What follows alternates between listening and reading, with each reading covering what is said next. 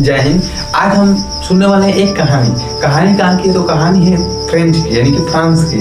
France में एक राजा और रानी होते हैं, उनकी कहानी है। हालांकि राजा और रानी से इंटरेस्टिंग चीज मिलेगी आपको सीखने को। इसमें देखिए, ये राजा रानी है, लेकिन इनका जो समाज के प्रति एकदम नकारात्मक प्रभाव दिखाया गया है। तो इन सभी कहानी को हम लोग अच्छे से समझने वाले और जानने वाले हैं, और काफी लोगों ने कर दिया है। और कहाँ से जो डेमोक्रेसी है उसकी शुरुआत कहाँ से मानी गई, तो यहीं से इन सभी चीजों को हम लोग इसमें जानने वाले हैं। चलिए हम कहानी को शुरू करते हैं। देखिए, हम बात करते हैं 16वीं शताब्दी से इस कहानी की शुरुआत हुई। फ्रांस में लुइस बोर्बोन के जो राजा हुआ करते थे, लुइस, वहाँ पर उस समय लुइस का शासन चलता था। लुइस 13, 14, 15, 16 तक चला इसे। तो जो लुइस 15 था, यानी कि लुइस 15वां, वो भैया वो था एक का भोग विलासी और एक तरफ से क्या बोल सकते हैं, बेवकूफ कर सकते हैं, लालची कर सकते हैं, वैसे व्यक्ति था। उसको समाज से कोई मतलब नहीं था, बस अपने भोग विलास में और अयासी करने में पूरा अपने जो भी धन संपत्ति था उसको बर्बाद कर रहा था बस। और जो पैसा कहाँ से रखता था, वो गरीब जनता से वसूलता था। ठीक है। उसकी मृत्यु के बाद क्या होता है कि उसका पुत्र लुइस 16, यानी कि लुइस 16वां का होता है भैया, वो 1774 में गद्दी पर बैठता है। मात्र 20 साल की उम्र का होता है, वो राजा बन जाता है।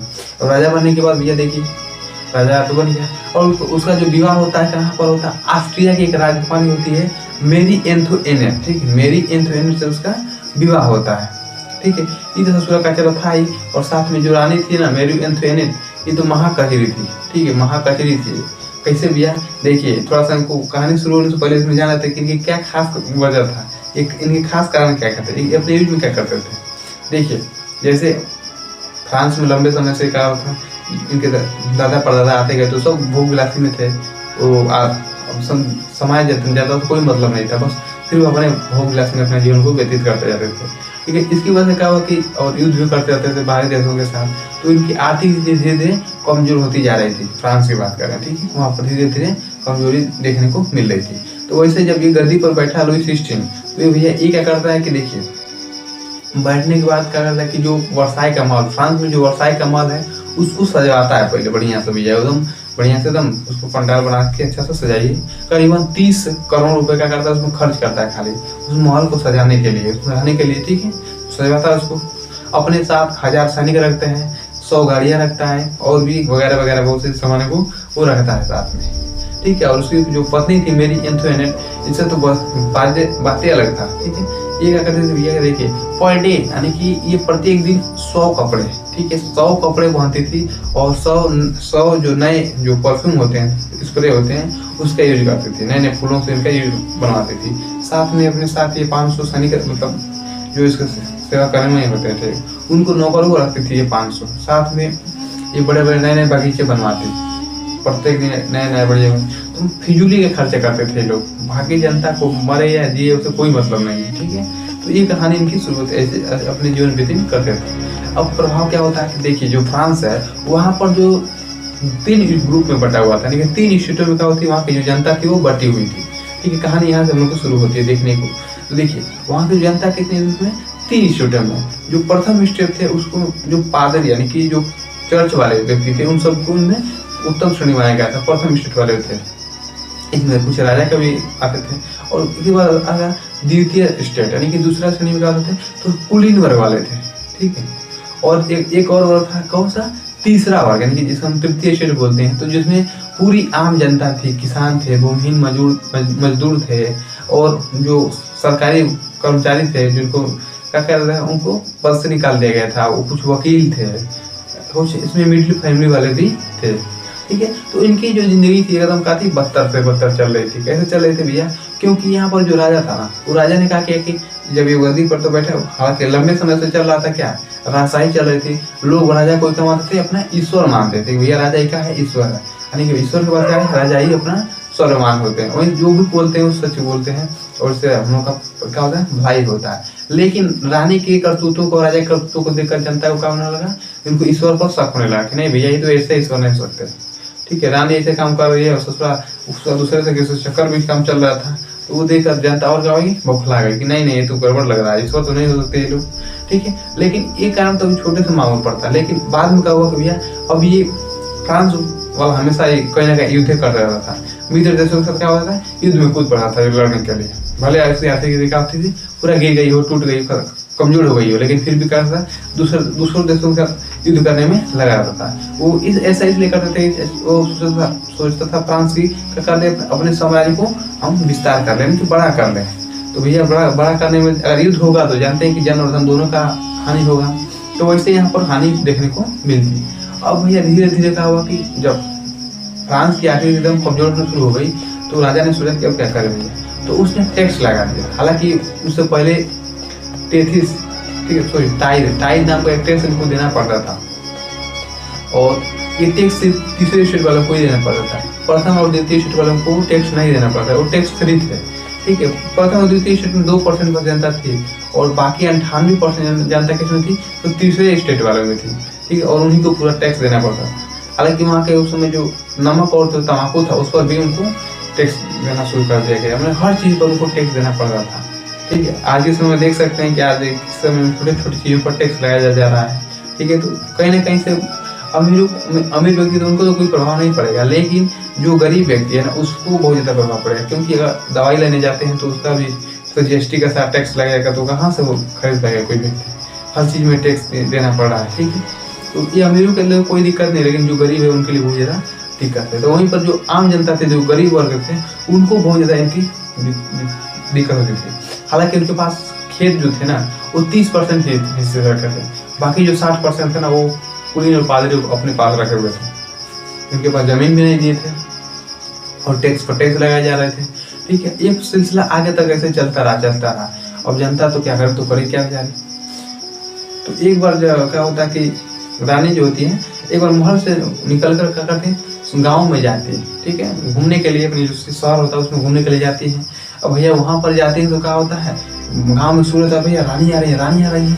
अब सभी लोग क्या होते हैं, फूल लेकर, जो भी थोड़ा बहुत होता है, रास्ते को पूरा क्या होता है फूलों से सजा दिया जाता है, और रानी रथ पर बैठकर आती है, साथ में पूरे नौकर होते हैं, सैनिक होते हैं, उनकी देख रेख करने के लिए।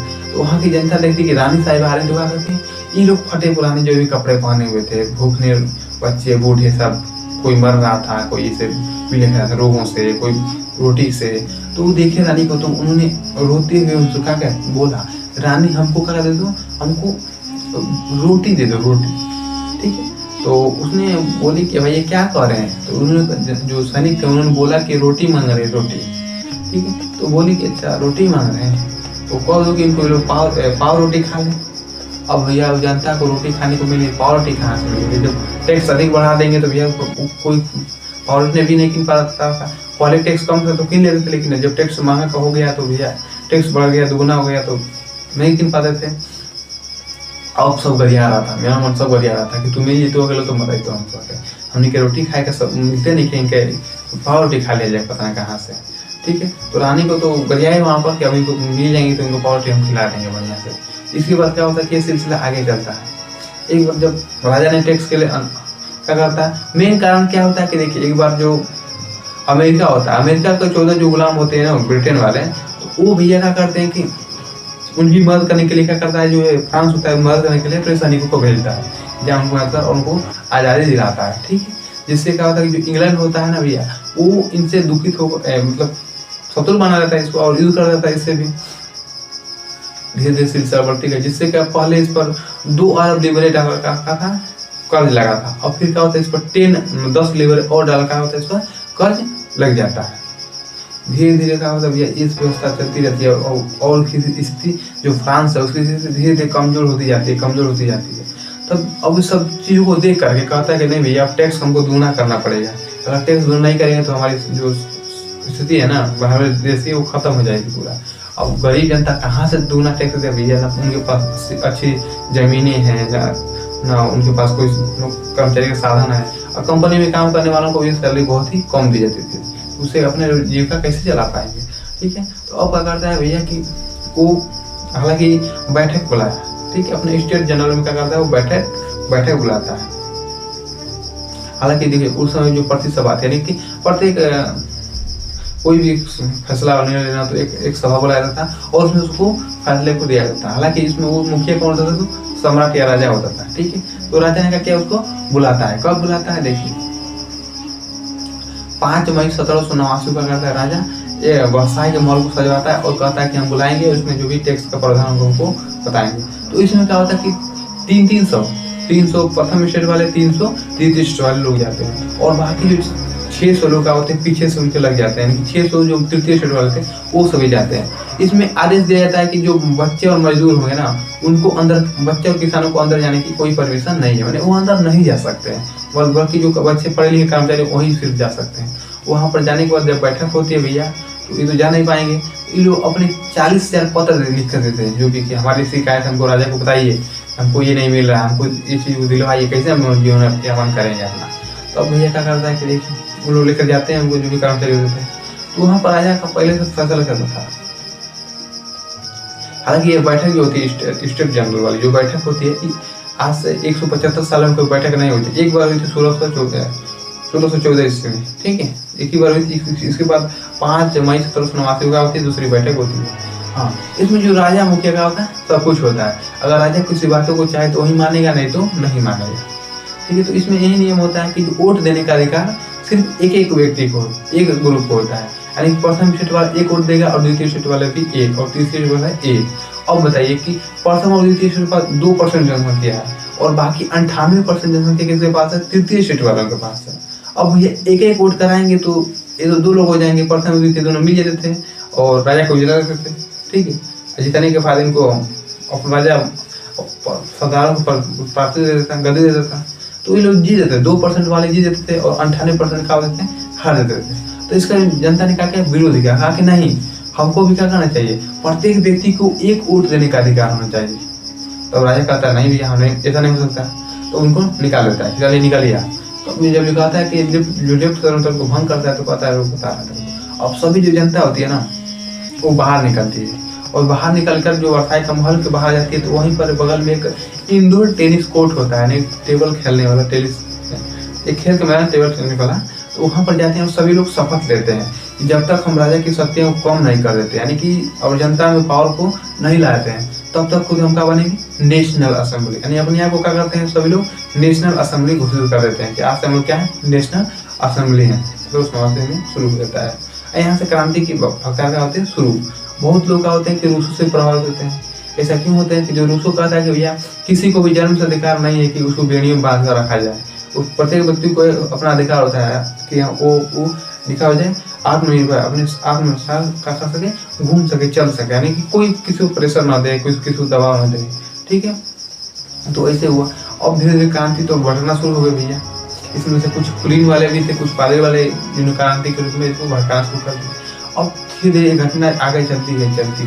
इसी बीच क्या होता है कि कोई सूचना देता है कि भैया राजा क्या कर रहा है ना, सैनिक बुला रहा है, जो आप लोग फसल बोए हुए हैं उसको कटवाने के लिए और कैदियों को मरवाने के लिए। हालांकि जो भी क्रांति करते थे ना, उनको जो राजा था उसको पकड़ कर जेल में डाल देते थे। सर भैया तो बहुत बोल रहे हैं, तो जेल में डाल देते थे। जैसे जो अंग्रेज करते थे, अधिक बोलने पर क्या करते थे, या उसको आपको गोली से मार देते थे, थोड़ा सा बहाना देकर, या जेल में डाल देते थे। तो वही काम कर रहे थे ये लोग, उसको पकड़ कर जेल में डालते हैं। तो बीच में किसी ने हल्ला कर दिया कि भैया राजा ने बुला रहा है दूसरों को मरवाने के लिए, फसल को बर्बाद करने के लिए। और मजदूर और किसान एकदम पूरा आग उगला हो गए भैया कि वो तो थोड़ा बहुत बचा हुआ है, बाकी तो बर्फ गिर के खत्म हो गया था, और थोड़ा बचा हुआ दूसरा से फसल कटवाएगा हमारा, रूप बताते थे। और पूरी जो जनता होती है भैया, वो उधार फरुहा बेलचा लेकर चल देते हैं सब। अब जो रास्ते में मिलता है राजा का कोई भी कर्मचारी, उनको मार कर दम विध्वंस, किला दिख गया राजा का कोई भी हो, उनको ढाल देते हैं मार करके। और ऐसे ऐसे बढ़ता गया। क्या करते हैं कि देखिए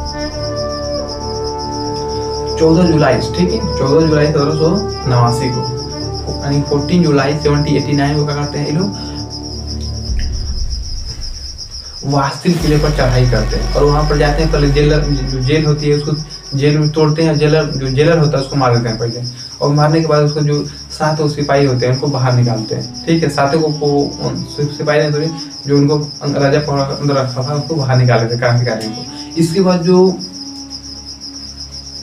वास्तिल जो किला है, ठीक है, उसको क्या करते हैं लोग? ढा देते हैं। कहते हैं कि भैया ये तो हम लोग के एकदम निंदनीय किला है, इसको ढा दो। तो वास्तिल किले को वहीं पर विध्वंस कर दिया जाता है। 14 जुलाई को क्या करते हैं, उसको किले को ढा दिया जाता है, और उसमें जो अवशेष होते हैं ना, वो बाजारों में बेच दिया जाता है कि भैया ले इसको बताना कि हाँ इस समय एक किला था। तो जो उसकी सामग्री को इकट्ठा करता था उसी को बेच देते हैं कि भैया इसको एक सबूत की तरफ से इसको रखना चाहिए। या भविष्य में इसमें पहले इसमें था, ठीक है, लेकिन अब नहीं है, इसकी ये सामग्री है, तो उन लोगों को बेच दिए भैया। अब ये क्रांति धीरे धीरे और बढ़ना शुरू हो गई घटना।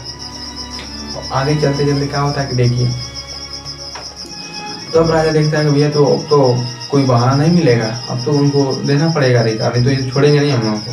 तो राजा कहता है कि ठीक है, अब से क्या होगा, यहाँ पर संविधान का ही शासन चलेगा, यानी कि अब संविधान इस पर लोकतंत्र डेमोक्रेसी लग जाएगा, लोकतांत्रिक हो जाएगा। अब जनता का, राजा का नहीं बल्कि जनता का। लेकिन यहाँ पर इसको खेला कर देता है, खेला करता है कि सभी को अधिकार नहीं देता है, सिर्फ जिनके पास जो अमीर व्यक्ति होते हैं उन्हीं को अधिकार, वोट देने का अधिकार करता है, बाकी महिलाएं और बच्चों को देने का कोई अधिकार नहीं होता, ठीक है। तो भैया अब महिलाएं उन्हें बहुत से रहते हैं कि भैया हम लोग को किसी काम कर लें, बस हम लोग घर में खेती बाड़ी करने के लिए गए हैं क्या, हम लोग को भी तो अधिकार मिलना चाहिए, बस हम लोग बच्चे को पालने के लिए काम करेंगे और बाकी और काम करेंगे। तो उन्होंने क्या करता है, इसके विरोध किया बहुत। तो ये लोग क्या करते हैं कि 5 अक्टूबर को, ठीक है, 5 अक्टूबर 1789 को क्या करते हैं ये लोग, ढोल नगाड़े लेकर के राजा के महल में सुनना शुरू कर देती है। भैया चल बते तो राजा हमका अधिकार नहीं देगा, तुम पता है तेरे को। अब जब महल में जाती है तो साथ में और जनता भी जाती है पीछे पीछे, अब ढोल बजाते अंदर जाती है, तो वहाँ के लोग राजा और रानी जो महल होता है ना, उसमें लोग ठहर रहते हैं। भैया देखते हैं कि ये सभी कहाँ सब आ रही हैं, और उनको पकड़ कर कहते चल हमको रोजगार चाहिए, हमको रोटी दे, हमको अधिकार दे, हमको अधिकार देना पड़ेगा तेरे को। और कहता राजा देखता रही बाप रे बाप। तो यहीं पर जो राजा के जो प्रशंसक लोग होते हैं ना, उन्होंने बोला था क्या, चुड़ैलों का धावा, ठीक है, यानी कि जो अपने हक के लिए, अपने अधिकार के लिए लड़े थे, क्या है, चुड़ैल है। और जो जनता के जो प्रशंसक थे उन्होंने बोला था क्या, परियों का धावा, ठीक है, परियों का धावा। यानी ये घटना कब हुई थी, 5 अक्टूबर 1789 को घटना होती है, ठीक है। तो जो मंत्री जो होते हैं राजा के सपोर्ट वाले चुड़ैलों का धावा, और जनता के सपोर्ट वाले इन्होंने परियों का धावा बोला इस चीज को, ठीक है। अब इनको भी अधिकार मिलता है, ठीक है। हालांकि इस अधिकार के लिए एक महिला ओलम पूंज थी, उन्होंने भी क्या था, बढ़ चढ़ कर भाग लिया था। उन्होंने कहा था कि महिलाएं सिर्फ कपड़े बनाने, बच्चे के देखने के नहीं है, वो भी एक व्यक्ति के समान वो भी काम कर सकते हैं, वो पुरुषों से कम नहीं है। तो उनको कहते हैं कि जैसे शासन तो हो गया था, तो कुछ समय बाद इनको भी गिल्टिन के माध्यम से फांसी पर लटका दिया गया, ठीक है। हालांकि इसको जो इसका नेतृत्व करने वाले क्रांतिकारी कौन थे, मैक्सिमिलियन और जैकबिन था, ठीक है। ये सभी लोग क्या करते थे, यही लोग मिल करके उसको क्रांति को आगे बढ़ाए। हालांकि आगे चल करके देखिए 1791 में क्या होता है, संविधान को पूरी तरह से लागू कर दिया जाता है, धीरे धीरे लागू कर किया जाता है पहले। अब उसमें क्या होता है, बहुत सारी कमियां भी होती हैं, तो उसको पूरा किया जाता है, ठीक किया जाता है। इसके बाद क्या होता है कि देखिए धीरे धीरे उसमें 91 से 93 तक क्या होता है, राजा को पकड़ लिया जाता है। अब राजा को पकड़ने के बाद 21 जून 1793 का क्या होता है, राजा भाग रहा था कि हम भाग जाएंगे तो बच जाएंगे, तो उसको पकड़ कर जेल में डाल देता है।